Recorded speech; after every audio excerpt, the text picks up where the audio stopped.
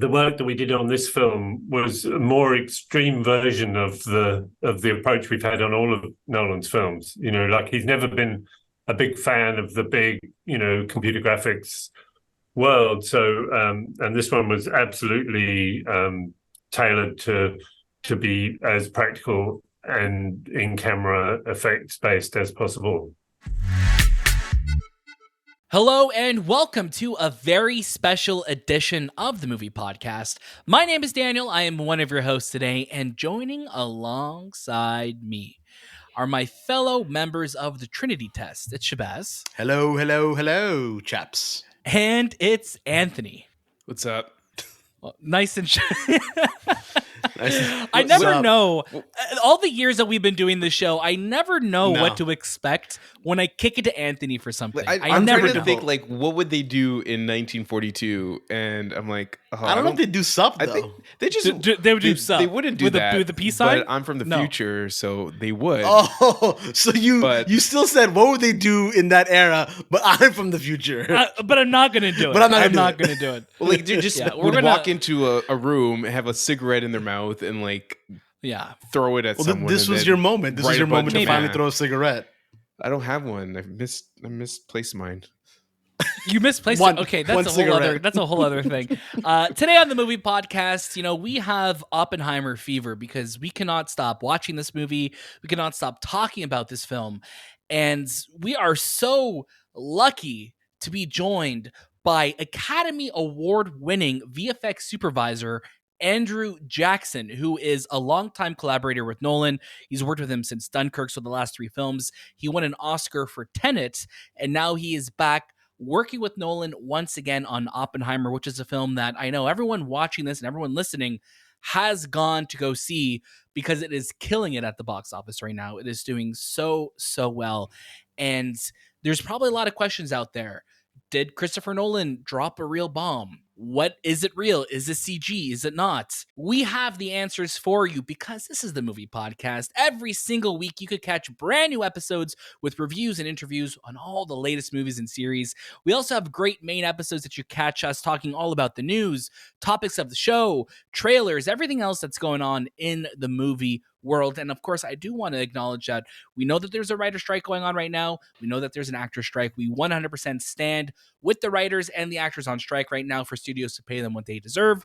But we will continue to doing our show, as we see fit, as interviews are coming our way to cover and to talk to the different people part of the production. This opportunity with Andrew was one that we really wanted to, get inside his head and see exactly all the work of the hundreds of people that worked on Oppenheimer, got to bring to the big screen and to the biggest of screens on IMAX. Which, Shay, I really like your IMAX hoodie, buddy. What? This old thing? It's not an old thing. It's a new thing, this man. It's a pretty new one. Oh, and look at these, man. Look at these. Oh, let me just pull mine out right now, too. Anthony, pull out your 65. One as well. I feel like they're counterfeit, man. These are all straight from China. They are. These are not real, legitimate. Mine says the Max. Mine just says Max on it. Not even IMAX. It's just Max film. Oh, is it HBO Max? It's not, or just Max? No, it's just Max. This is not a Warner Brothers production.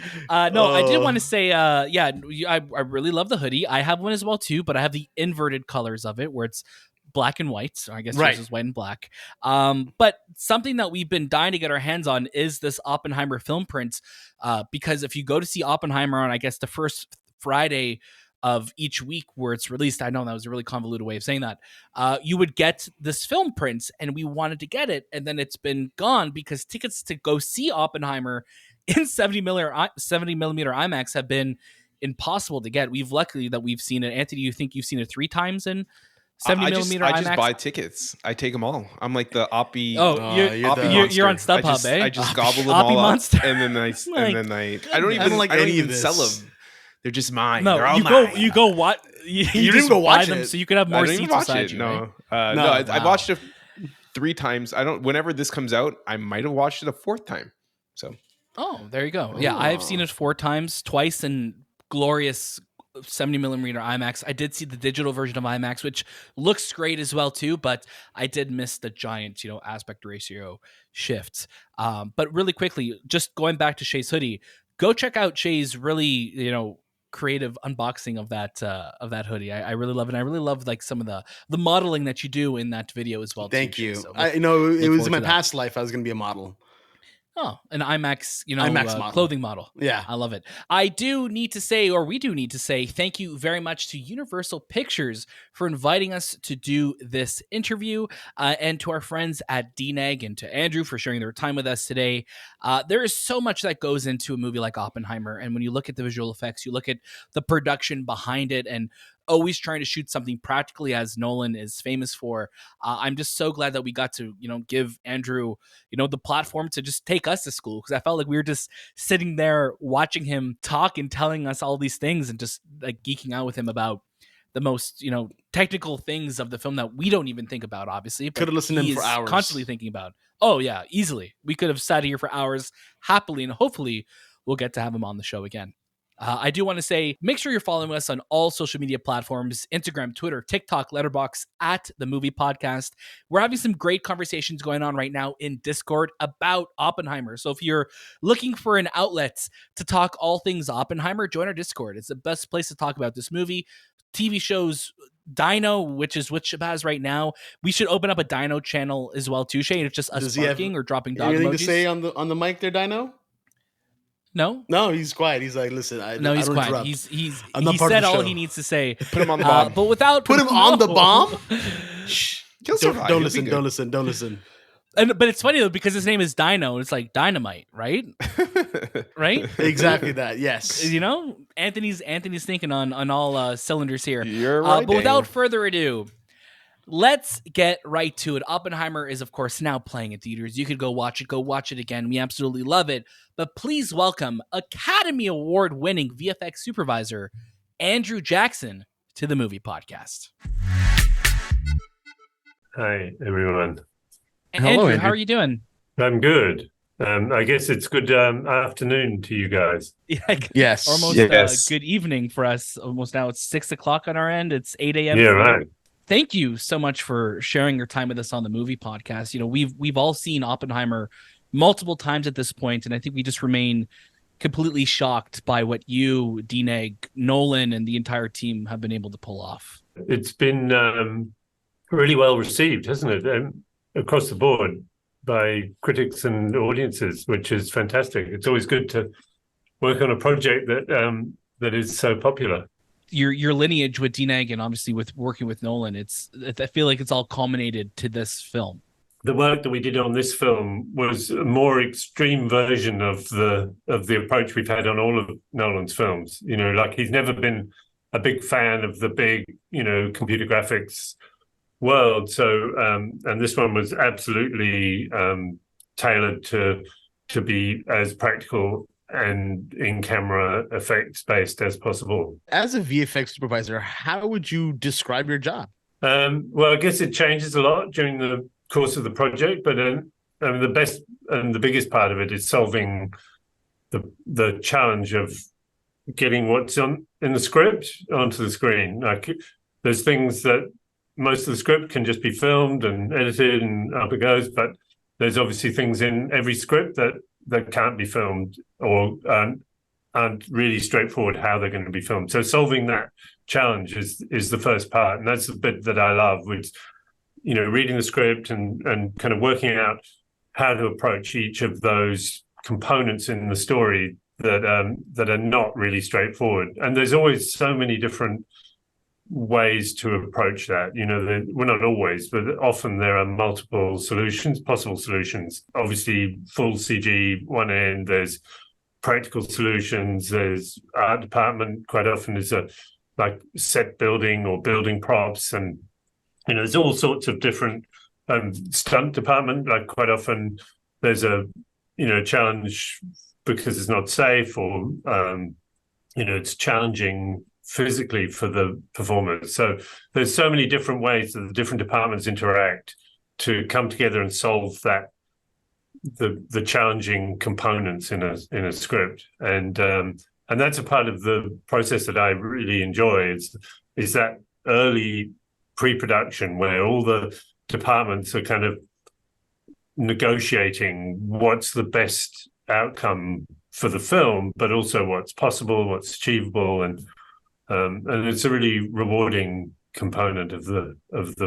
my job. Absolutely, yeah, and especially working with Nolan, I'm sure all he's doing is just throwing problems at you, and you're like, okay, well, I have to solve this today. Well, with Chris though, he's very very collaborative and very open to considering lots of different options, like how to solve each thing. He's not like, he doesn't get like really 100% set in one solution and just drive everyone towards that one solution. He's very kind of open to negotiate, I suppose, with the other departments what works for everyone, and obviously for him as well. But it's quite a rewarding relationship, that collaborative process, and coming up with the best solution for him.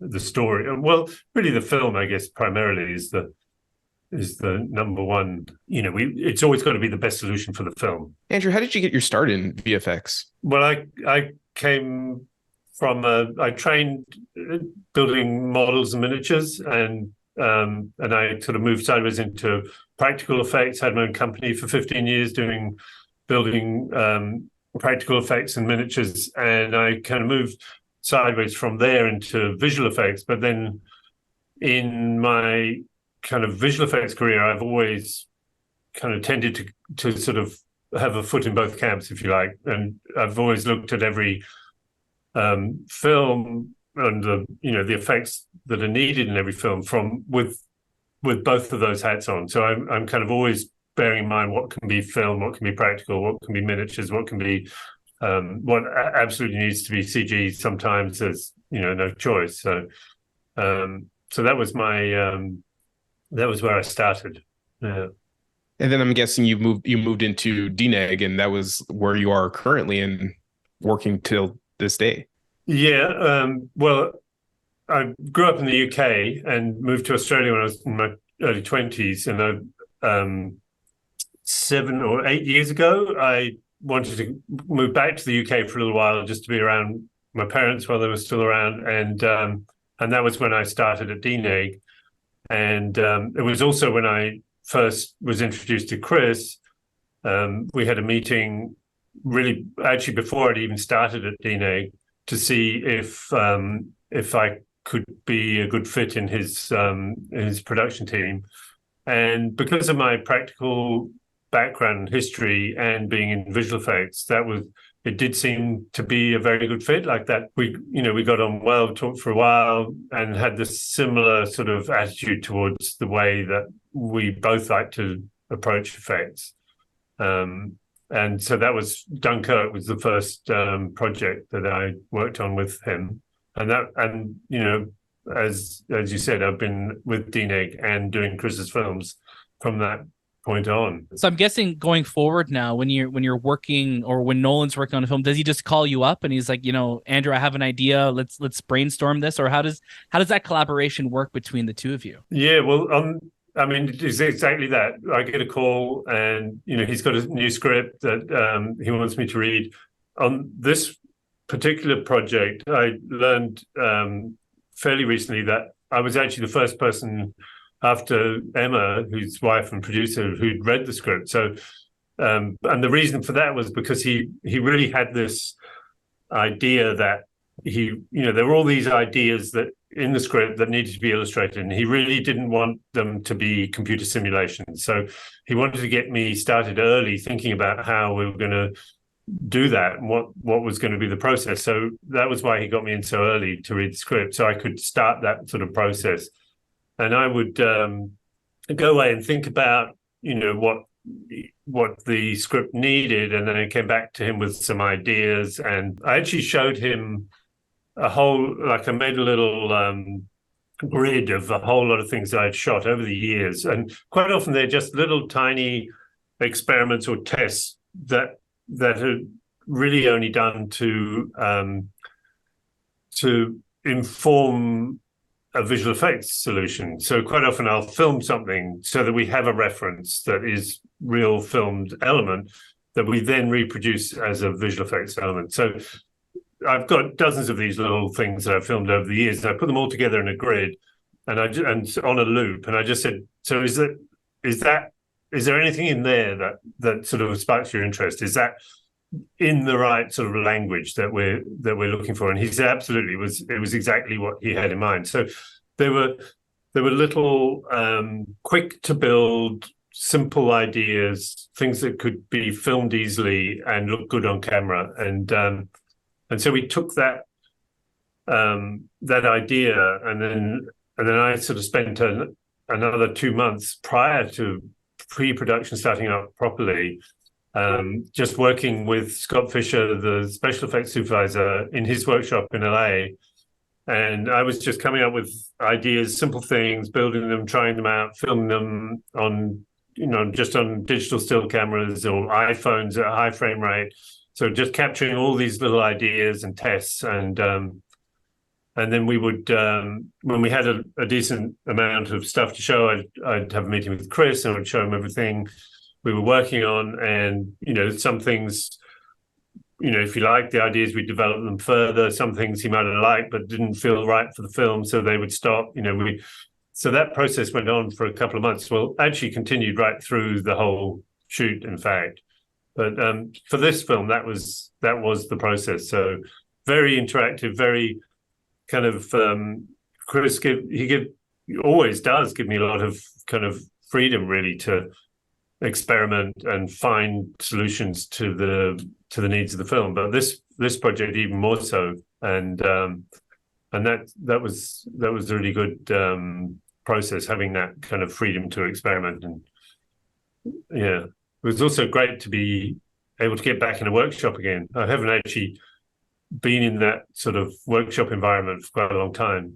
So that was a really good thing. That's incredible. And I think the work that you guys have done on this film, you see it all on the screen. And I think one of the biggest things that, we were hearing leading up to the release of Oppenheimer was, does Oppenheimer use CGI? And Chris, in some of the interviews coming up for the release of the film, was saying that there are no CGI. There's no CGI shots in this film. There's no CGI in this movie.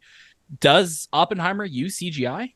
Well, I think that there's a lot of confusion around that whole topic, and the exact definition of CGI, VFX, and even SFX. I mean, the vast majority of the public talk about, oh, you did great SFX, or VFX.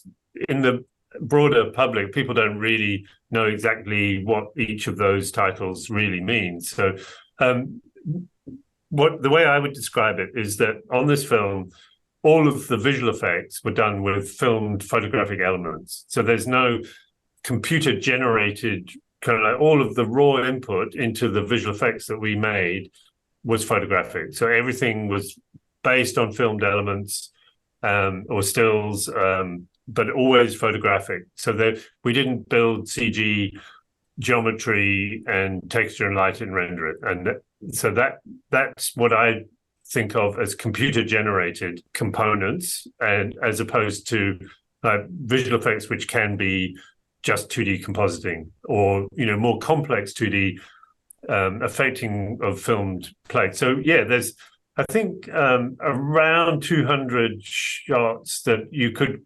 there's about 200 shots that we worked on and filmed that are in the film, but only half of those, about 100, were actually worked on in post. So a lot of the what I call effect shots just got cut straight in without having any work done. And then there were other effects that we did on set and were filmed with the actors. I don't know if you remember noticing there's some scenes where Oppenheimer's really disturbed and the background's moving. Well, all that work we did as a real projection on set while the performance was happening. That's really impressive. It reminded me a lot of, and it's funny because it's Cillian Murphy as well, in Batman Begins with Scarecrow, like the Scarecrow effects, where it's like you've had that fear, and it like I'm curious if it was the same. Nolan being Nolan, I'm curious if that was the same way of I'm not sure how that was done, but the way we did it was to take photographs of the set from a point of view quite close to the camera, and then put that still photograph through a ripple effect in After Effects, and then project that back from a big projector next to the camera onto the exact same piece of geometry and lined it up perfectly. So the deformed version was exactly lining up with the real set. So it's like it's actually a technique that we use in 3D all the time of, camera projecting. But this was a real version, so a real photograph and a real projector onto a real set. And so all the performance was filmed in front of that, and all of that stuff's happening in real time just behind the actor. That's amazing. And I think for all of us, that moment, every time we've seen the moment when the Trinity test happens and it detonates, I don't think we've had a screening where there is just dead silence of people just in awe of what they're seeing on screen. It's very moving. That moment after the bomb goes off and the complete silence, which is actually accurate because they were so far away from the detonation, it took that long for the sound to reach the people and some of the more distant observation points. But that, for me, that was like the most powerful moment, that silence. It was quite phenomenal. Like you almost held your breath, didn't you? Yeah, I think we all did. I think we were all kind of just holding our hands together during that scene as well. It was very, very impactful. And you brought up, CGI and VFX, and those two terms are so often linked together. Why do you think people can confuse them so often? I don't know. I mean, it's quite a particular division, isn't it, between those two things? And I think most people in the public don't really, to be honest, think that much about the two terms. Like why would they? They don't need to. It's just not all sort of bundled together. And like I said, out there in the public, the difference between SFX and VFX is also confused. Like people use both terms to describe what we do. Although interestingly, that idea of the sort of confusion between special effects and visual effects being, the accurate description of the difference obviously is that special effects are, the things that happen on set, in camera, explosions, all of the practical stuff is the special effects department. Visual effects is the department that do work typically in post or, after the shoot. But on Chris Nolan's films, and the way that I like to approach the effects that we do is, and Chris absolutely kind of encourages this, that he treats all of the effects as one thing. It's like he doesn't care whether it's SFX or VFX doing it. It's just effects. Like you guys work it out, and it is very much a combination. Like Scott Fisher and I have worked together on 3 films now, and he's fantastic. He's incredibly experienced, done so many huge movies. But, when he and I work together, because of my background in practical effects as well, it's a really collaborative process. And we just get together and talk about, obviously with the sort of Nolan approach to filmmaking, we know that we're going to try and find ways that we can film everything.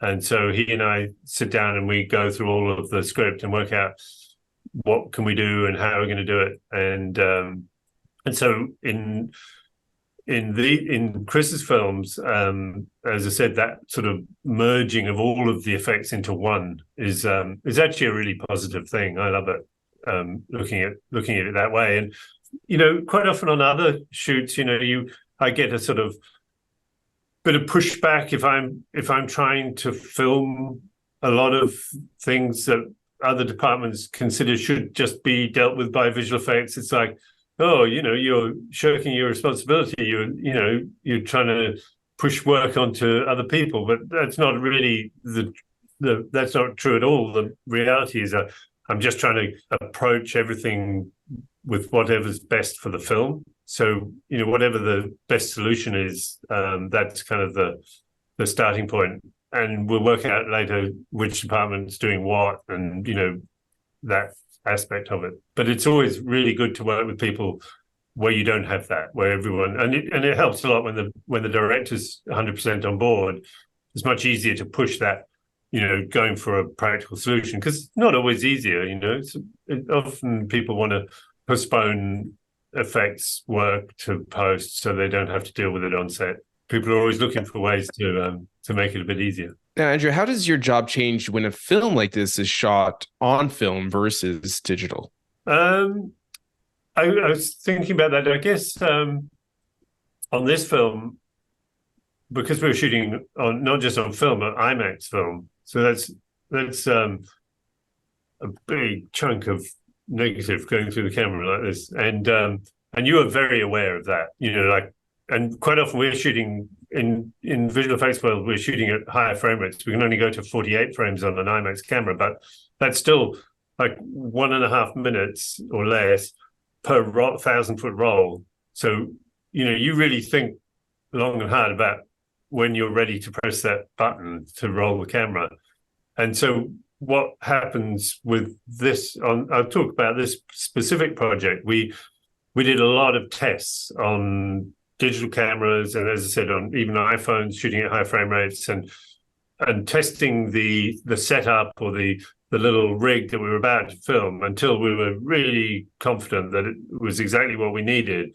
And then we would swap out for the film camera. Well, on a digital shoot, you might not do that. You would shoot on the digital camera your test because, who knows, it might be brilliant and you be cursing because, and that does happen, like you do a perfect test and you wish you'd rolled on film.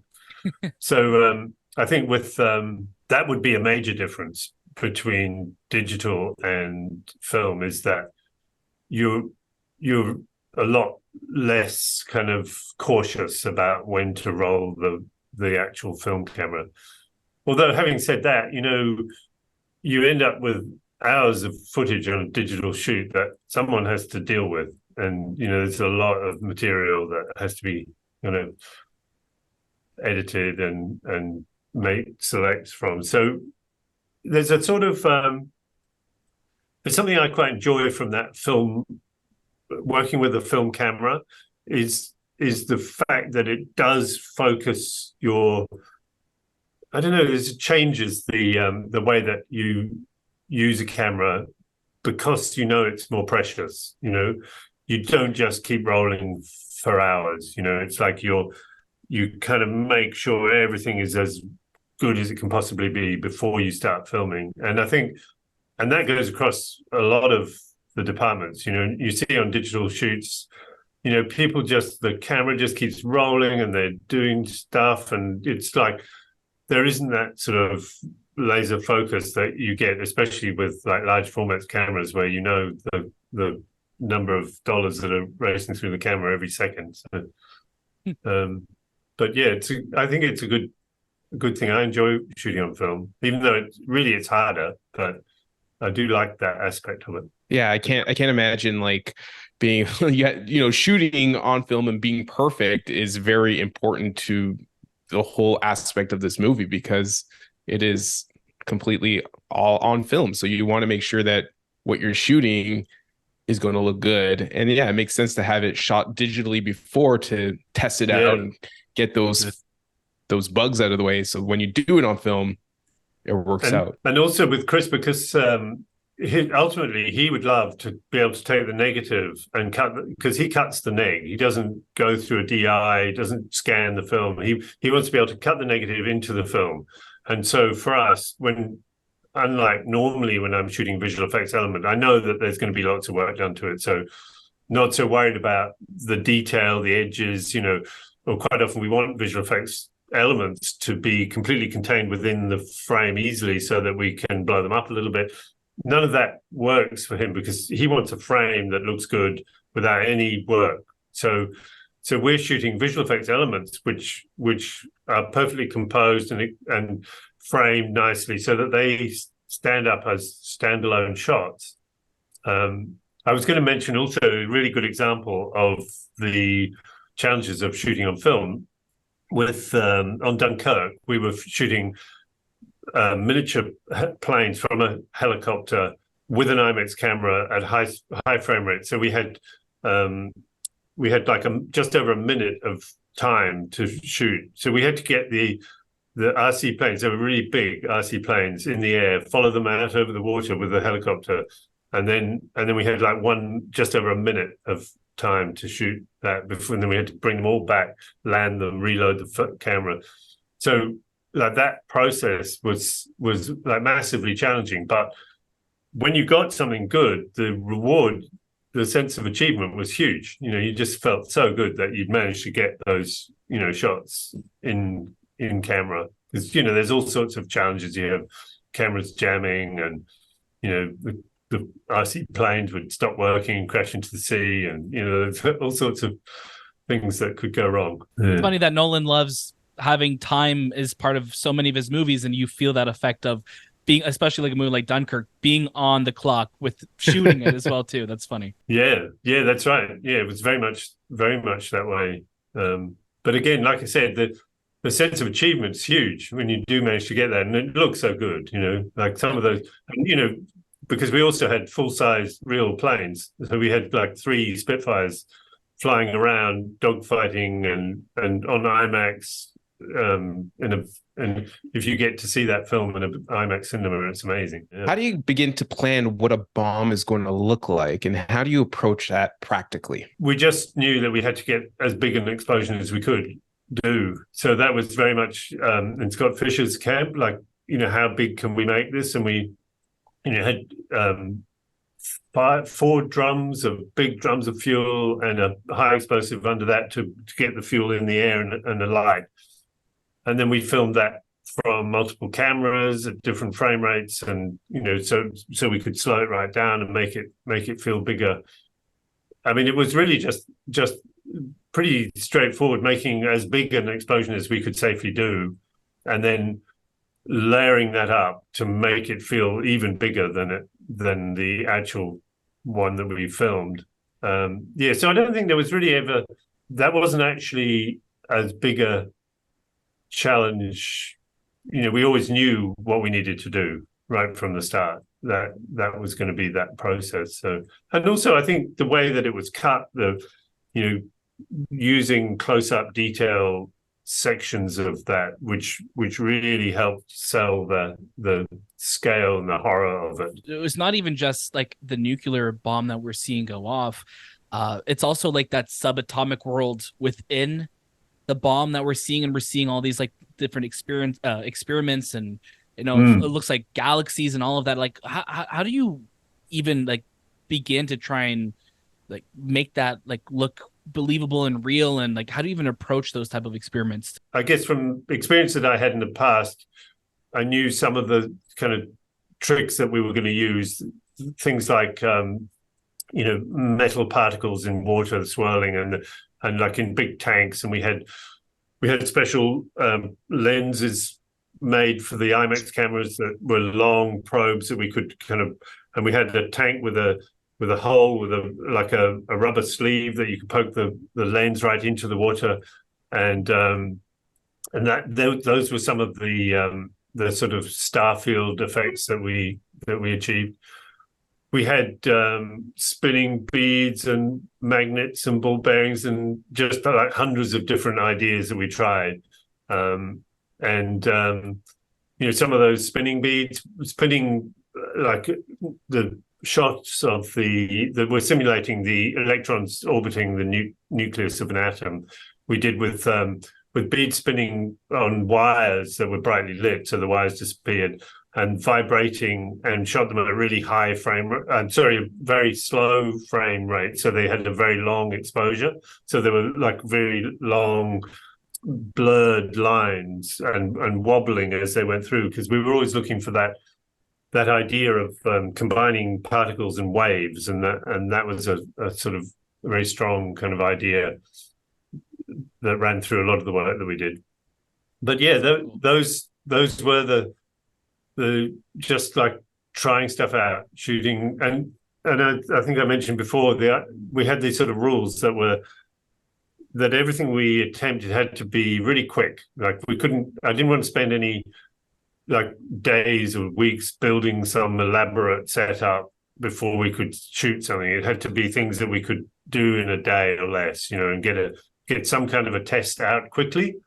And know whether to continue or whether to ditch it because it was not very interesting, But that was the process. We just went and shot a whole lot of little ideas and kept going until we had some of the ideas we knew straight away were really good and would work, go straight, like the lines in the script that were covered easily. And then there were other parts of the script we never quite knew how we were going to do, but we shot a whole lot of other material that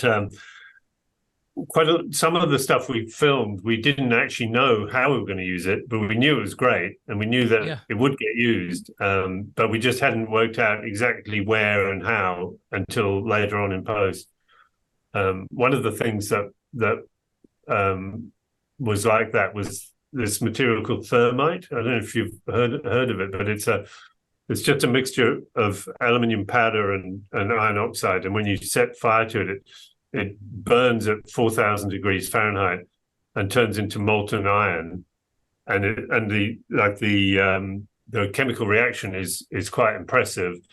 And you end up with this sort of lake of molten metal that has an amazing surface. And the smoke that comes off it's so bright, it's like incredibly bright, and molten drops of iron. If you do it high and let it drop, it's so like we filmed a ton of that stuff and used it all over the place in various different shots. It was really useful. Right up until the end of the shoot, we still really had no idea where or how we were going to use it. We just knew it was great, and so we shot lots of that. That's amazing. That's amazing. I just want a like an hour loop of those, just so I could have like as a screensaver, just to like chill out and watch. Yeah, it'd be cool. Yeah, I might do that. Please, you should. Please, and send it to us right away. Yeah. No, I can't do that. It constantly feels like you're on the cutting edge of VFX, and you're constantly pushing this medium forward.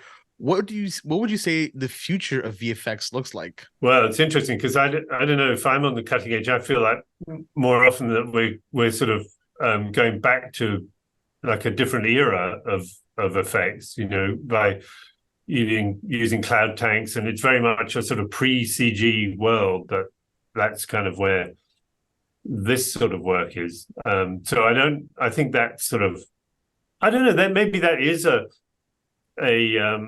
direction that visual effects is going in, is that people want to see that visceral, earthy, practical. We've all seen enough of the limitless CG world building. We know that you can have whatever you want now. Anything you can dream up, we can make, and it doesn't matter how big the scale or there's wall-to-wall visual effects in movies now. I think the audience is like, they're not impressed anymore with the enormous kind of visual effects. It's like people want to see it used in a more nuanced way, and so I think that might be one aspect of the future of visual effects, is that people are going to be more picky and choosy about what they like in a film and the way visual effects is used. But then I think also the other thing that's going to affect us all, not just in visual effects, and not just in filmmaking, but in the whole world, is the sort of impact of AI on the work that we do. And I mean, hopefully, the best case scenario, it's just going to be another tool that makes laborious work quicker and enables us to do more easily and more quickly. And I still think there's going to be, there's still going to be the roles for the creative people to drive that new tool to where we need it to make the things that we need it to deliver, and to know whether it's been successful or not. To have that sort of creative input and to be able to judge the output and put it together in a way that makes sense. And I think if we're not careful, there'll be a sort of reaction against obviously AI generated images, which we already can spot now. It's like we've all seen amazing images being generated by AI tools, but you go, oh yeah, I can spot them straight away. Oh yeah, that's an AI image there. So I think there'll be a kind of reaction against that, and until it gets to a point where you really can't tell. But I think that's clearly going to be a major direction the visual effects world.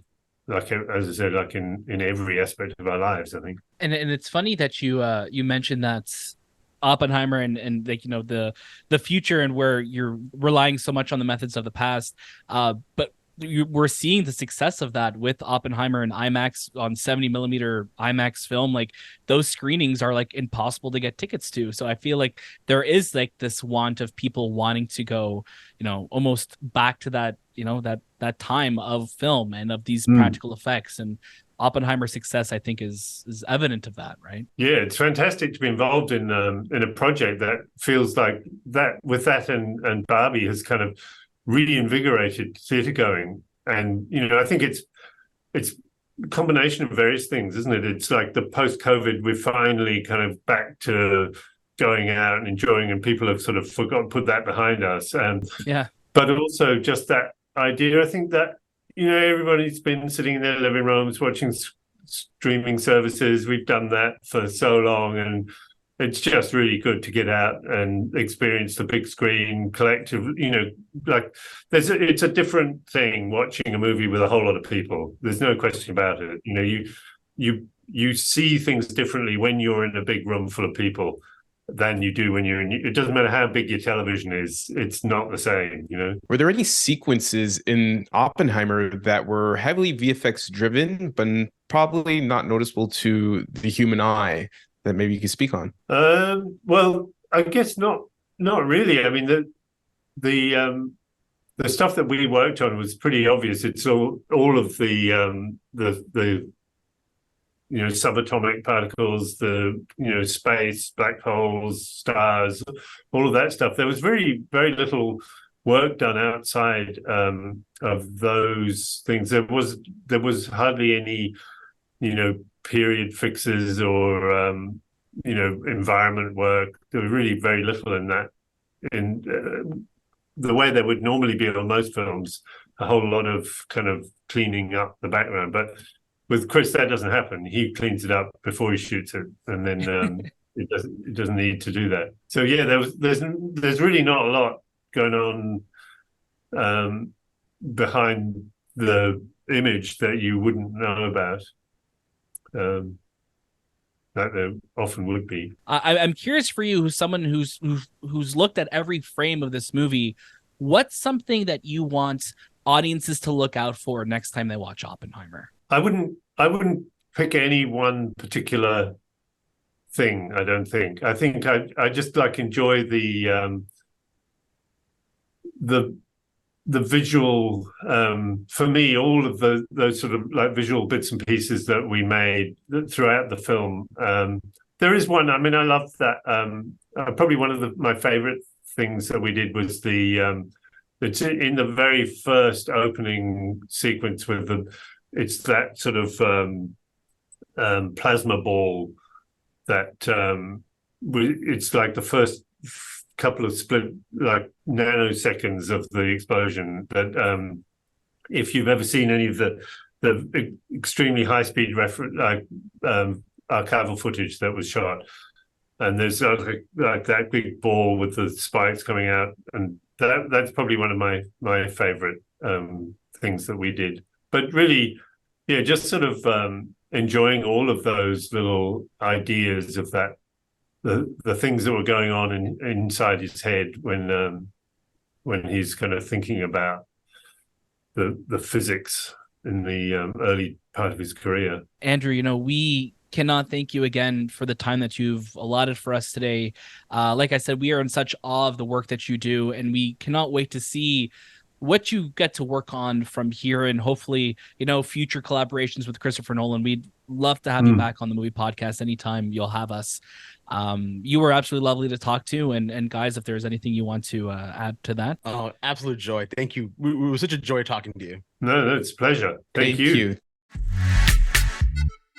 And welcome back. Anthony, I want to start with you. First thoughts coming out of an interview like that, where we really got to get inside the mind of someone who was so instrumental to the look, the feel, the actual explosions of Oppenheimer. What's going through your mind right now? Look, this guy was Oppenheimering us, because he's like the Oppenheimer of visual effects right now. He was just what he was saying, I was just like, what's how? Like, you have to be like literally a genius, and he is a genius. Yeah. He was telling us everything about how they made this movie, to even went into Dunkirk and how they shot the miniature planes and with IMAX camera. I was laughing at that moment because it was just I was picturing it. I'm like, there's this guy in a helicopter, it sounded hilarious, with a big IMAX camera shooting these little planes, but they're going to look fantastic. And just his explanation on, CG versus VFX, like, just mind-boggling. I like VFX, and any type of artist in that world is so, they're unique people, and they are amazing at what they do. And to create, I think what we see on screen, if it's computer generated, if it's practical, it's magic. Like, to this point in my life, whenever I see something like that is not real and it's shown to us like it's real, it's magic. I just flabbergasted with everything he taught us today. Yeah, and I love that you said it's magic, because movies are magic, and seeing a movie like Oppenheimer or so many other movies that feel like they have transported us somewhere else, that is a magic trick. That is something that is happening before our eyes that just teleport us to another place. Shahbaz, you asked a really great question about what do you think the future of effects looks like. I'd love for you to start us off with, responding to his answer, because he did incorporate AI and a lot of different aspects of that. But so yeah, let us know what you thought of the interview, and I'd love for you to to start with that kind of futuristic aspect of VFX. What I love is that he initially kind of started off by saying, like, the work that we're doing, it almost seems not archaic is the term that he used, but in a way that he's using such old school methods to create visual effects. And then he immediately jumped over to the current situation that we're dealing with right now with AI, and is it a tool? Is it something that could really jeopardize the industry? And I think his approach to it was very, kind of right in the middle of like, this is what I hope for it to become. This is what I hope for it to be used for. But yeah, like when you see an AI image out there, it's an AI image. And most of the time people look for the hands or like an obscure feature or something. But even beyond that, like there's just so many different ways. And you have shows that recently come out, that have been kind of under fire for that. You look at Secret Invasion, which used that AI assisted opening title sequence. And then you have something like, oh, is that like where do we draw the line? So I thought his answer was really cool in the approach of where do we see it kind of going, and how much of a factor AI is going to play into it. Yeah, and it's funny. It doesn't get as, there's nothing more old-fashioned than just a couple drums of fuel that they're going to light up to make an explosion. And the beads. The beads were really cool too. The beads, yeah. Like this is like old school Hollywood. And I think going into Oppenheimer, the last couple years of knowing that this film was coming and seeing the billboards and seeing the standees in theaters with the countdown clock, we're like, did Christopher Nolan somehow get permission from the UN to drop a bomb and have them film that? Because like you watch Oppenheimer, and as we told Andrew, like that moment when the Trinity test is successful and it detonates, it is, I'm literally getting goosebumps thinking of it right now. It is so overwhelming seeing that, especially seeing it at IMAX, because you are just, lack of a better phrase, like just blown away at what you're seeing. You're trying to comprehend this, and it's so incredible to see how they pulled that off. And then how they pulled off, the scene afterwards where Oppenheimer's, giving the victory speech, so to speak, and like how they did that with projections and in real time, and we got to say like, yeah, that kind of reminded us of like the scarecrow effect in Batman Begins. That was a great call. And Interstellar, I kept thinking of Interstellar with the books. That sequence also happens in the train as well. If you look closely, the train is the pattern on the back of the pillow. Yes, it's also like that. It shifts. And he used that fear and anxiety, right, to create that. Like these are things that you could do at home, which is amazing. That's like one of the cool. Like when I heard that, I'm like, I'm going to do that. But he used iMovie on his iPhone to do it. Can we start projecting our backgrounds to look like we're all just constantly having panic attacks? Yeah. So what a conversation. I think our podcast answered the question, was CGI involved? And there was, because that projection was created in a computer to be produced on the back of on set Cillian Murphy. and projected. There's CGI there. And also all the iPhones they use to test the footage before they actually shot on film. And that's also important. And that's the thing, right? Like that's like I think the confusion. And I'm so glad he didn't give like a yes or no to that answer. Is like, no, listen, people are confused on what makes up CG and VFX. And I think there was another question that you asked, Shay, that, why do people confuse the two? And it's because we're so used to the world of just visual effects it could be SFX a even. real explosion, or SFX or VFX. Like it could be an explosion done on set, or it could be a completely rendered background like Pandora. But we see it all as one thing, where those are two separate techniques that Nolan approaches as like, no, like we're going to use whatever we can to get the job done. You guys figure it out, but I want to shoot as much as we can. So yeah, does Oppenheimer use CGI? By its definition, yeah, it does. But there's no completely CGI created shots in the film, right? It's like such an asterisk on it, right? Answer. Yeah, definitely an asterisk of an answer, but a very filling one. It's nice because we don't typically get recently as this long to talk with people and to talk to someone like Andrew about his craft and just really get into the weeds of all of the work that it takes to make a movie like this. I'm more excited to watch Oppenheimer my 5th time now, just to go in with all of the techniques and the visuals and the information that he's given us because of that. Once again, I want to say thank you to our friends at Universal Pictures and to DNEG for making this interview happen for us. Andrew, thank you so much again for sharing your time with us on the movie podcast. We have some really cool stuff planned for Oppenheimer later this month, so fingers crossed you'll get to see it soon.